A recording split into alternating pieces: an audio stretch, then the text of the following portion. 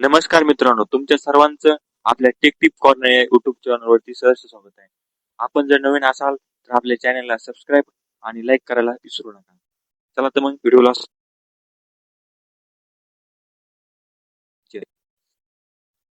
हा नेमका शासन निर्णय काय आहे चला तर पाहूया.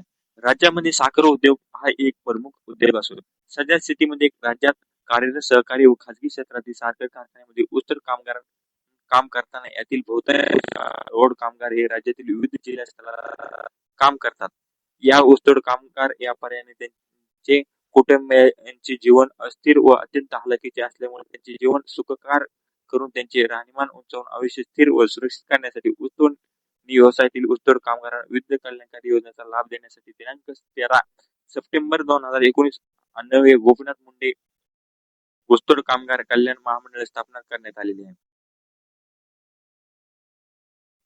यासाठी ऊसतोड कामगारांना घरोपयोगी वस्तूंचे वितरण करण्यासाठी गोपीनाथ मुंडे ऊसतोड कामगार कल्याण मंडळाच्या प्रस्तावास शासनाने मंजूर दिली आहे. घरोपयोगी वस्तू 4 लाख लाभार्थ्यांना घरोपयोगी वस्तू संच वाटप केला जाणार आहे.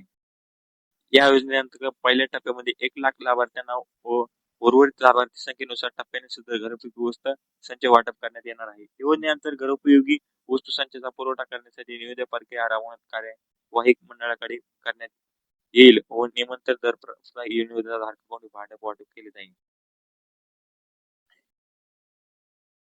यामध्ये बीड जिल्ह्यामध्ये 25,000 संख्या आहे.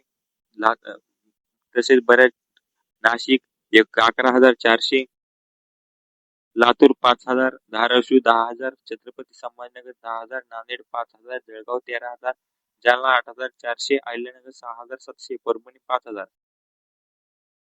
या योजनेच्या नेमक्या अटी व शर्ती काय आहेत?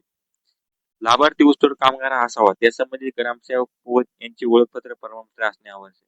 सदर लाभ मिळवण्यासाठी सहाय्यक आयुक्त समाज कल्याण विभागाकडे यांची विविध नमुन्याची मागणी अर्ज भरून देणे आवश्यक राहील. जिल्हा स्तरावर सहाय्यक आयुक्त समाज कल्याण समन्वय अधिकारी नोडल ऑफिसर राहतील.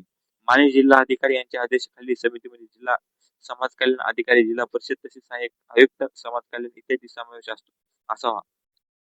ऊसतोड कामगार व कुटुंबासाठी घरोपयोगी वस्तू संच पुरवण्यासाठी सामाजिक न्याय विभाग मंडळ यांच्या जीएम पद्धतीने अवलंब करावा. घरोपयोगी वस्तूच्या संचातील वस्तू व मालमत्तेचे नाव साक्षीदार करणे आवश्यक राहील.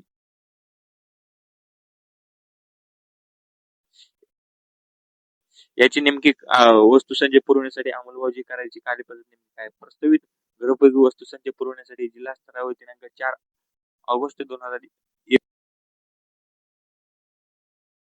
खाली गठीत केलेल्या समितीमार्फत पात्र लाभार्थ्यांची निवड करण्यात येणार आहे.